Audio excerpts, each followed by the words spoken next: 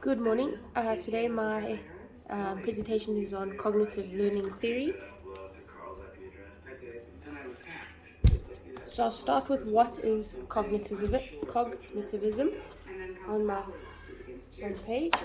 Cognitivism is a learning theory that is focused on the mind and how information is received, organized, stored, and retrieved from the brain. Cognitivism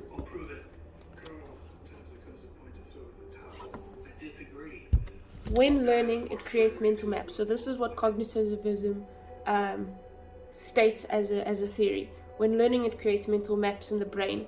The mind is considered a black box. So basically we have a black box and you fill it with information and then we recall it.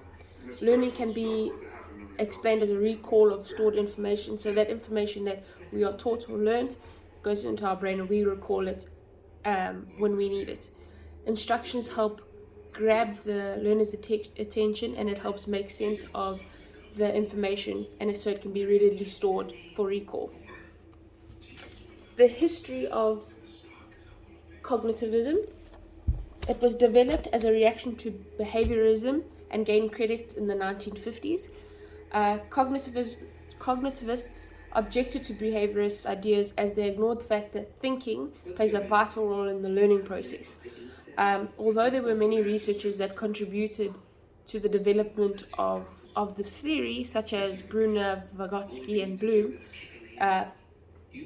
Piaget's views had a larger impact, as he thought that intelligence grows and develops through the different stages, which added to the cognitive theory.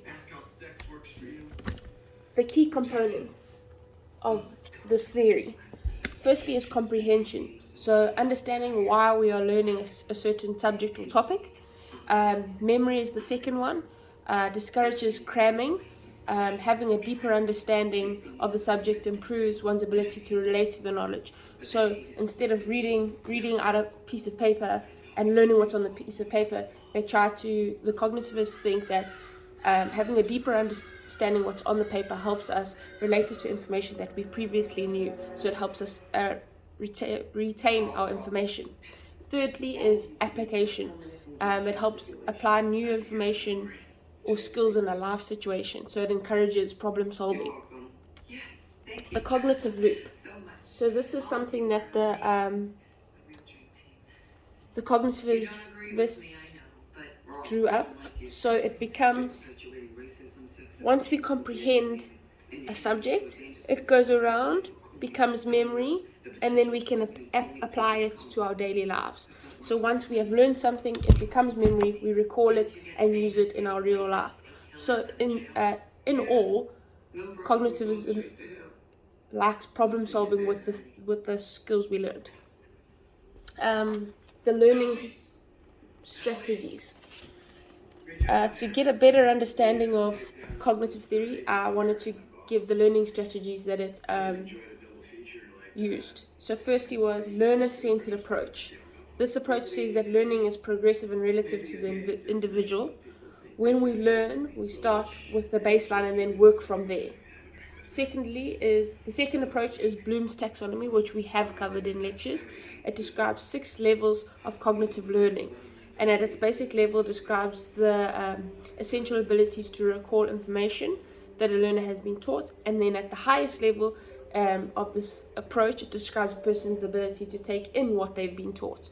So it taught to analyze, create, and evaluate information. So at the bottom, you've got what it takes to recall learning, and then at the top, it's what we've been taught, how we can create new things and evaluate and analyze what we've been taught. The second approach is learning through discovery. So this is probably it goes from little to older. It can be for anybody. This approach is a fundamental part of cognitism, as it is based around learner involvement. So anything where somebody's physically involved in the subject matter. And then lastly, creating meaningful experiences for your learners. So when we learn, if there is meaning behind what we are learning, we find it easier to take in and retain. What learning takes place with cognitivism? Firstly, explicit learning is the first one. This happens when you intentionally seek knowledge. So when you purposefully go into something and you want to take action to gain the knowledge. Secondly is an implicit learning. This is where you are unaware of the learning process until you realize that you've retained something new. Thirdly, meaningful learning. This is where a learner is capable of learning new information and relating it to their past experiences. So this again, problem solving. Discovery learning. This is where a learner actively seeks knowledge by researching new topics and subjects. So if I'm reading about our business management study and I read something that I don't really understand, I physically will go and research new topics. The benefits of cognitive learning. It enhances learning because cognitivism wants so many things with their learning. They want there to be an emotional connection. There needs to be comprehension. It enhances that learning experience. Secondly, it boosts confidence because you are not cramming and just reading and parroting off a piece of paper, and you are physically learning with problem solving. This boosts one's confidence. Thirdly, it enhances comprehension. Again, because we're not cramming, we are trying to find a deeper understanding into what we're learning. It enhances the comprehension. Again, improves problem solving skills, as we have said, and teaches learners to think abstractly, which means once we've taken a subject matter we've been taught, we use the problem skills and then we try and think out of the box. So we evaluate what the problem is and then try and think out of the box. And references. Thank you.